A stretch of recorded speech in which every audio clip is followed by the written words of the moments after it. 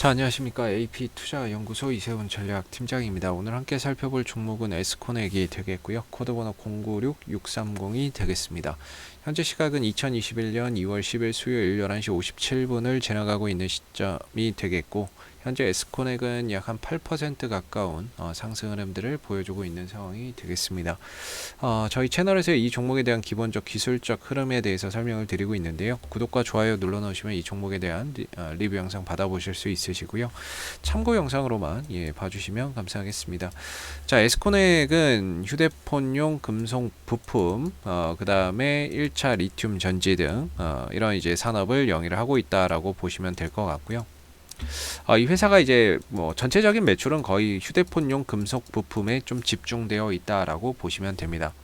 그리고 이 회사가 추가적으로 리크루팅, 뭐 채용 솔루션 산업이나 이런 부분들도 진행을 하고 있기 때문에 대표적으로 좀 일자리 관련주로서 과거에 연동이 돼서 움직였던 부분들이 있습니다.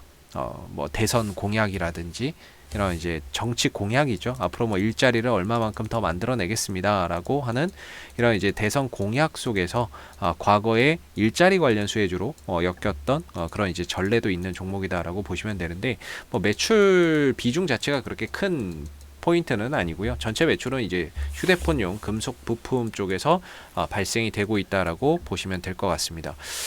이 회사의 이제 홈페이지를 한번 접속을 해보시게 되면 이 회사가 만들어내고 있는 이런 부품들이 뭐가 있는지를 아실 수가 있는데요. 뭐 대표적인 거는 이제 힌지라고 봐야 될 것 같습니다. 앞으로 이제 우리가 폴더블 폰, 접이식 스마트폰이나 이런 부분들이 나오게 되면서 이런 이제 힌지 수요에 대한 부분들도 앞으로 이제 폴더블 스마트폰이 증가하는 만큼 거기에 힌지 수요나 이런 부분들도 앞으로 좀 증가가 될 수 있는 그런 이제 요소라고 볼 수가 있겠고, 그런 이제 금속 가공 부품을 생산해서 공급하고 있고요. 추가적으로 이제 혁신 산업적인 부분에서 본다면 이거는 좀 당장의 실적은 없어도 미래 성장성 이런 부분들을 좀 볼 수가 있는데, 뭐 2차 전지 부품 산업도 하고 있다라는 점입니다. 이 소형 전지 부품을 생산을 해서 삼성 SDI에 공급을 하고 있다라는 점에서 다소 이 종목이 이쪽에서 뭐 매출이 그렇게 크게 나오지는 않는다 하더라도 하나의 2차 전지 관련주로서도 뭐 엮여서 볼 수 있는 그런 종목이라고 볼 수 있을 것 같고, 그 다음에 이제 수소 산업도 하고 있거든요. 수소 산업도 하고 있는데, 수소와 일산화탄소로 전환하는 생산 기술을 보유를 하고 있다라고 합니다. CO2 메탄을 마이크로웨이브 플라즈마 기술을 활용하여 수소와 일산화탄소로 전환하는 기술을 보유하고 있기 때문에 이 수소 산업 또한 미래 친환경 산업으로서 각광받는 그런 이제 산업이 될 수 있기 때문에 추후에 뭐 수소 산업 관련주로서의 연관돼서 움직일 가능성도 조심스럽게 좀 기대해 볼 수 있고, 다만 이런 부분들이 아직까지 실적적인 부분에서 가시화되면서 뭐 나오거나 이런 거는 아니기 때문에 상대적으로 약간 좀 테마성의 포인트가 크다라고 봐야 되겠죠. 수소나 뭔가 이런 2차 전지나 이런 부분들 산업은 하고 있지만 실적적인 부분들이 크지 않다 보니까 약간은 좀 테마성에 이렇게 엮여서 움직임을 가져가는 경우, 또는 일자리 관련 부분도 마찬가지고 약간 좀 테마성이 좀 크지 않나라는 생각도 들게 만드는 뭐 부분이라고 볼 수 있을 것 같아요. 어제 같은 경우에는 이 회사가 또 VR 관련주, 가상현실 관련 산업도 하거든요. 그러니까 이게 뭐 가상현실 산업을 한다라는 게 좀 웃기기는 한데, 그냥 삼성전자가 만드는 그 VR 기기에 에스코넥이 공급을 하는 거죠. VR 기기에 금속 부품을 납품을 하고 있기 때문에 가상현실 VR 이거 관련 수혜주로도 엮이는데, 사실 VR 시장이 과거 4차 산업혁명에 굉장히 크게 앞으로 성장할 것이다 라고 기대를 했는데 생각보다 그렇게 시장이 크게 확대되지는 않았던 것 같아요. 그러다 보니까 더 이상 뭐 주목받지 못했던 그런 상황이었는데, 얼마 전에 이제 페이스북에서 신형 VR 헤드셋 오큘러스 퀘스트 2가 흥행을 했다.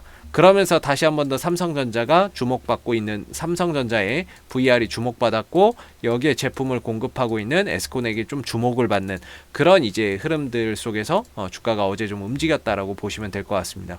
작년에 실적이 상당히 좀 좋지 않았는데요. 그럼에도 주가나 이런 부분들이 크게 빠지거나 흔들리지 않았다는 것은 어느 정도 이런 실적 부진에 대한 부분들을 이미 주가가 선반영되어 있다라고 봐야 되겠죠. 그래서 주가의 흐름들이 크게 흔들리지 않는 가운데 뭐 잔잔하게 옆으로 가는 하나의 이제 거대한 박스권이 지금 만들어지고 있다라고 보시면 될 것 같은데요.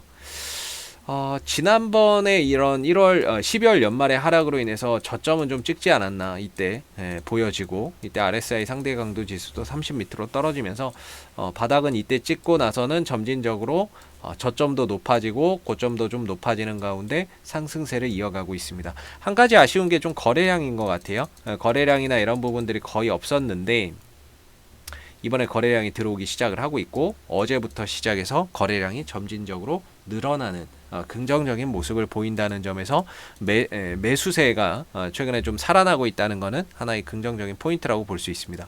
어제 같은 경우에 상승폭이 반납이 되긴 했지만 역시나 올라가면서 거래량이 터지고 떨어지거나 상승폭이 줄어드는 흐름에서는 거래량이 안 나왔기 때문에 수급적인 부분에서는 역시나 뭐 크게 문제될 부분은 아니었고, 그리고 나서 오늘 다시 또 매수의 거래량이 크게 터지죠. 주가가 올라가면서 거래량 터지고 하락 또는 옆으로 기어가면서는 앞서서 터진 거래량에 비해서 거래량이 크게 터지지 않기 때문에 거래량이나 이런 부분들이 긍정적인 관점에서 잘 살아나고 있다라고 볼 수 있습니다. 이런 거래량이라고 한다면 역시나 또 주가나 이런 부분들이 추가적으로 좀 더 상승폭을 키워갈 수 있는 그런 이제 수급의 형태가 아닌가라고 생각이 드는데, 중요한 건 이 종목이 이제 박스권이라는 거죠. 그래서 이제 올라가더라도 올라갈 수 있는 그런 이제 폭이 제한적인 그런 이제 구간이 되는데, 그 최대 폭이 한 2,500원 정도가 기술적인 저항대로 자리를 잡고 있다라는 점입니다.